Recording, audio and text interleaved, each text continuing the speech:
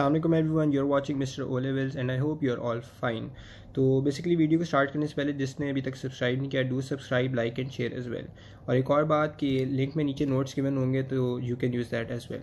तो वीडियो को स्टार्ट करते हैं। बेसिकली आज जो हमारे पास टॉपिक है वो है ईस्ट इंडिया कंपनी, और आज हम डिस्कस करेंगे कि बेसिकली ईस्ट इंडिया कंपनी थी क्या, उनके क्या एम्स थे और वो क्यों बेसिकली जो है सब कॉन्टिनेंट में आए। तो अगर थोड़ा सा ईस्ट इंडिया कंपनी के बारे में हम पहले इंट्रोडक्शन या उनके बारे में जान लें तो बेसिकली हुआ क्या था कि ईस्ट इंडिया कंपनी जो है ट्रेड करने निकली थी, ट्रेड के लिए कुछ जगह ढूंढने निकली थी और वो 1608 में पोर्ट ऑफ सुरात इंडिया पहुंच जाती है। अब जब इंडिया पहुंच जाती है तो उसके कुछ सालों बाद 1612 में मुग़ल एम्परर जहांगीर से उनको परमिशन मिल जाती है और वो जो है अपना पोर्ट जो है पोर्ट ऑफ सुरात पे वो अपने इस्टेब्लिशमेंट कर लेते हैं।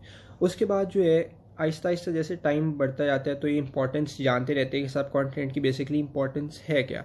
उसके बाद टाइम जैसे जैसे गुजरता जाता है तो ये कुछ इंग्लिश कम्युनिटीज़ भी सेटल डाउन हो जाती हैं, मेनली 3 प्रेसिडेंसी टाउन्स जो थे, कलकत्ता, बॉम्बे और मद्रास पे। उसके बाद अगर हम डिस्कस करते हैं कि क्या रीजंस थे बेसिकली जिसकी वजह से ईस्ट इंडिया कंपनी सब कॉन्टिनेंट में आई। फर्स्ट रीज़न जो हमें देखने को मिलता है वो है बेसिकली ट्रेड। अब ट्रेड तो ये करने आए थे और ये था भी एक इम्पॉर्टेंट रीज़न, लेकिन किस चीज़ में ट्रेड करने आए थे? बेसिकली ट्रेड करने आए थे spice, silk, cotton, yarn, Indigo वगैरह, इन चीज़ों में ट्रेड करने आए थे। अब ये इन चीज़ों स्पाइसेस वगैरह में क्यों ट्रेड करने आए थे? बेसिकली इसके पीछे रीज़न ये है कि एक तो लॉन्ग ट्रेवल्स पे होते थे और इनको फूड को प्रिजर्व करने के लिए कुछ चीज़ें चाहिए होती थी जो कि स्पाइसेस ही थी उस टाइम। और दूसरी चीज़ ये भी थी कि स्पाइसेस जो थे गन पाउडर्स में भी इस्तेमाल होते थे, तो बेसिकली स्पाइसेस की ट्रेड इनको बेनिफिट कर रही थी। उसके बाद ईस्ट इंडिया कंपनी को ट्रेड से बहुत प्रॉफिट हुआ और उसके बाद से इन्होंने ये फैसला कर लिया कि अब ये ईस्ट इंडिया कंपनी जो है इधर ही सेटल डाउन होगी। अब बेसिकली इंटर्न वो कर क्या रहे थे? बेसिकली सिर्फ यही नहीं था कि वो इंडिया से लेके ब्रिटेन जा रहे हैं, वो ब्रिटेन से भी कुछ चीज़ें लाए थे। और उन चीज़ों में अगर हम देखें तो क्या चीज़ें थी? एक बेसिकली टी थी, कॉफ़ी थी और हॉर्सेस थे। अगर हम अगले रीज़न की बात करते हैं तो अगला रीज़न हमें मिलता है रिलीजन एंड वेस्टर्नाइजेशन। अब रिलीजन और वेस्टर्नाइजेशन बेसिकली था क्या? इनका एम ये भी था कि जब ये इधर आके सेटल डाउन हो जाएं तो ये अपना रिलीजन भी स्प्रेड कर सकें। हम यही देखते हैं कि इन्होंने चर्चेज़ वगैरह चीज़ें जो अपनी establish all over the India करनी स्टार्ट कर दी, जिसकी वजह से अपना रिलीजन स्प्रेड करना चाहते थे। उसके अलावा जो थे उसके अलावा ये भी हमें देखने को मिलता है कि वेस्टर्न कल्चर को जो है वो समझते थे far superior than any other culture है, जिसकी वजह से ये कल्चर भी जो है प्रमोट करना चाहते थे। तो बेसिकली ये भी एक रीज़न था कि रिलीजन भी स्प्रेड करना चाहते थे और अपना कल्चर भी प्रमोट करना चाहते थे।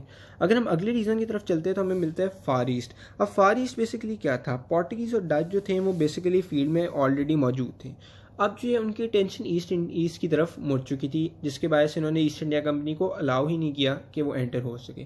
अब इससे क्या हुआ कि ईस्ट इंडिया कंपनी प्रोवोक हो गई कि अब हमें जाना पड़ेगा सब कॉन्टिनेंट, और ये पहुंच जाते हैं सब कॉन्टिनेंट। जब ये सब कॉन्टिनेंट पहुंचते तो वहाँ पे फ्रेंच भी आती है, लेकिन ये फ्रेंच को वहाँ से ख़त्म कर देती है। अब ईस्ट इंडिया कंपनी जो है कुछ ही टाइम बाद ये समझ जाती है कि सब कॉन्टिनेंट के पास एक स्ट्रेटिजिक पोजीशन हासिल है और इससे उनको काफ़ी फ़ायदा पहुंच सकता है। तो तब से जो है ये ईस्ट इंडिया कंपनी बेसिकली वहीं पे रही और उसके बाद हमने देखा कि इन्होंने मुगल्स को भी टेक ओवर कर लिया। उसके बाद इनकी नेवी भी अच्छी थी, जिसके बायस इनको जो है सी रूट्स पर भी कंट्रोल करने में मदद मिली और ये ट्रेड इन्होंने स्टार्ट कर दी ईस्ट के साथ। अगर हम अगले रीज़न की बात करते हैं तो बेसिकली अगला रीज़न हमें मिलता है रशियन एक्सपेंशन। और रशियन एक्सपेंशन बेसिकली थी क्या? रशियन एक्सपेंशन जो थी सेंट्रल एशिया में हो रही थी और ब्रिटिश को था कि कहीं इस तरह इनसे कोई ख़राबी ना हो जाए, तो इन्होंने कुछ मूव्स लिए अफगानिस्तान में। शुरू में फेल हुए, लेकिन उसके बाद जब ये कामयाब हुए तो इन्होंने पूरे इंडिया पे कंट्रोल कर लिया। उसके बाद अगर हम बात करते हैं कि एट फर्स्ट जब ईस्ट इंडिया कंपनी यहाँ पर आई, इनके कोई पॉलिटिकल एम्स नहीं थे। वो इनके दिमाग में ये नहीं था कि हमने जो है इंडिया पे कब्ज़ा कर लेना है, सब कॉन्टिनेंट पे कब्ज़ा कर लेना है।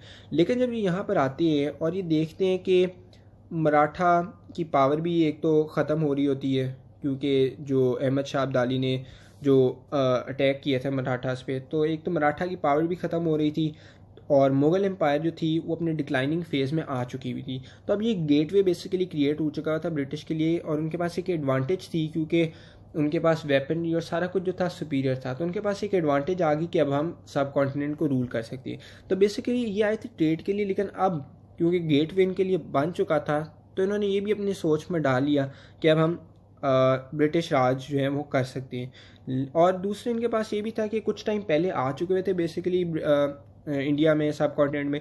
तो अब ये सीख चुके हुए थे कि इंडियन रूलर्स वगैरह के साथ किस तरह डील करना। अब इनके पास स्किल मौजूद था, तो इसकी वजह से इनको काफ़ी बेनिफिट हुआ। तो आज के लेक्चर में बेसिकली इतना ही था। नोट्स लिंक में दिए गए हैं, you can use it as well. मिलते हैं अगले लेक्चर के साथ। अल्लाह हाफिज़।